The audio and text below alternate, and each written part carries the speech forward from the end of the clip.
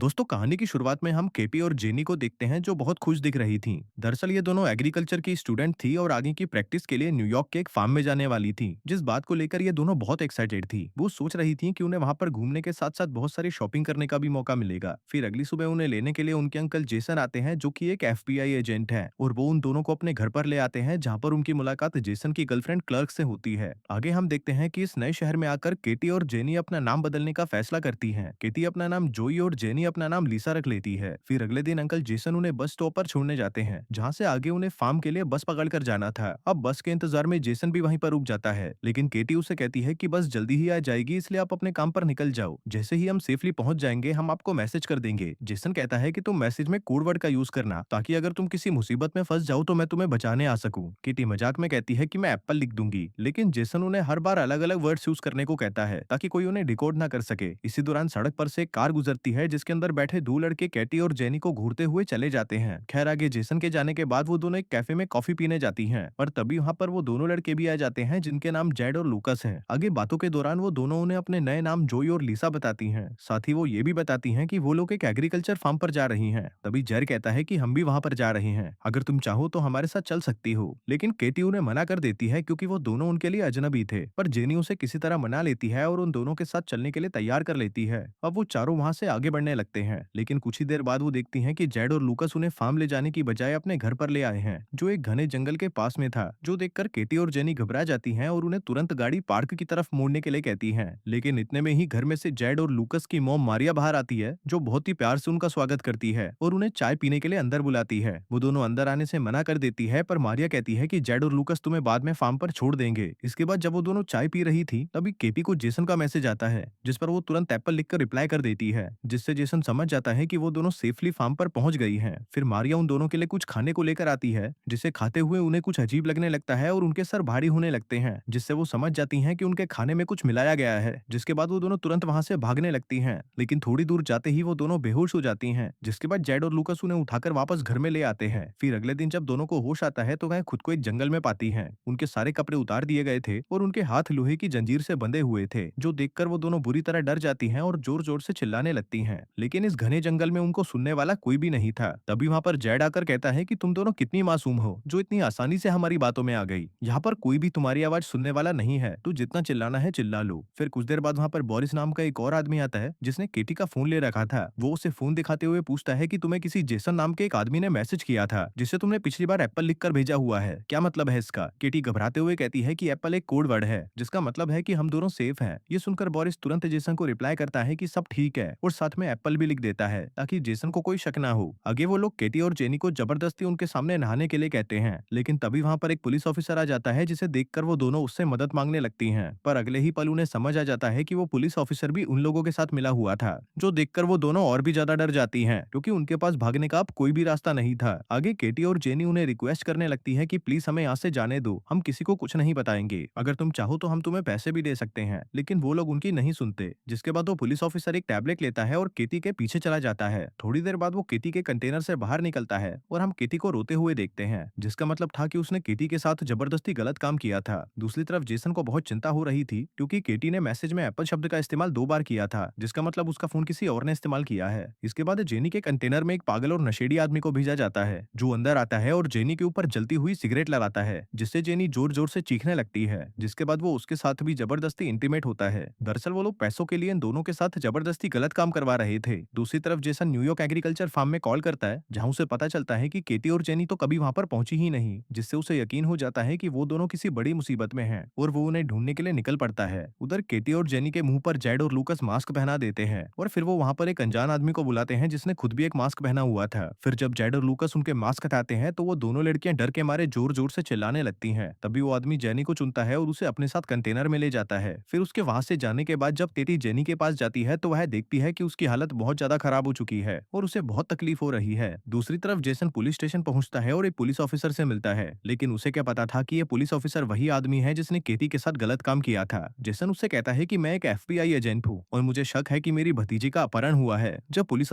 जब police officer पूछता है कि तुम्हें ऐसा क्यों लगता है, तब जेसन कहता है कि मैंने अपनी भतीजी से कहा था कि कोड वर्ड का इस्तेमाल सिर्फ एक बार करना, लेकिन उसने उसे दोबारा भेजा है। साफ है कि वो किसी मुसीबत में है। आगे जेसन के जाने के बाद वो ऑफिसर बोरिस को ये सारी खबर दे देता है कि केटी का अंकल एक एजेंट है और उसने हमें कोड वर्ड के बारे में झूठ कहा था। इसके बाद बोरिस जेडी को वहां से थोड़ा दूर ले जाकर कहता है कि हमें इन दोनों लड़कियों को जल्दी ही ठिकाने लगाना होगा, नहीं तो हम मुसीबत में पड़ सकते हैं। साथ ही हमें यहाँ पर आने वाली और लड़कियों को भी तो पकड़ना है। वहीं केटी चुपके से उनकी सारी बातें सुन रही थी। इसके बाद बोरिस केटी के कंटेनर में जाता है और उसके साथ इंटीमेट हो जाता है। दूसरी तरफ जेसन उसी कैफे में जाता है जहाँ पर केटी और जेनी को आखिरी बार देखा गया था। वहाँ पर काम कर रहे आदमी से वो केटी और जेनी के बारे में पूछता है, जिस पर वो उसे बोरिस की गाड़ी के बारे में बताता है। फिर अगले दिन केटी जेनी को बताती है कि ये लोग हमें मारने का प्लान बना रहे हैं, और तभी वहाँ पर जेड और बोरिस उसी आदमी को अपने साथ लेकर आते हैं जिसने केटी के साथ गलत काम किया था। वो दोनों उसे कहते हैं कि हम दोनों थोड़ी ही देर में यहाँ पर वापस आएंगे, तब तक तुम इन लड़कियों पर कड़ी नजर रखना ताकि ये कहीं भाग ना जाएं। अब उनके जाते ही केटी एक प्लान बनाती है। वो उस आदमी को अपनी ओर आकर्षित करने लगती है, और इस दौरान वो जैसे ही उस आदमी के करीब आती है वो उसके गले पर काट लेती है। तभी वो आदमी चिल्लाता हुआ जमीन पर गिर जाता है और वहीं पर उसकी मौत हो जाती है। जिसके बाद वो दोनों अपनी हथकड़ियां खोल देती हैं और वहीं पास में छुप जाती हैं। फिर कुछ देर बाद जब वो पुलिस वाला वहां पहुंचता है तो वो दोनों चुपके से उसकी गाड़ी चुरा कर वहां से भाग निकलती हैं। जिसके बाद वो दोनों एक मॉल में जाती हैं और वहां से बहुत सारा सामान खरीदने लगती हैं, जैसे कि कुल्हाड़ी, हथौड़े, टेनिस बॉल, बहुत सारी कील और कई और भी चीजें। हम देखते हैं कि वो दोनों अब भाग नहीं रही थी, बल्कि अपना बदला लेने की तैयारी कर रही थी।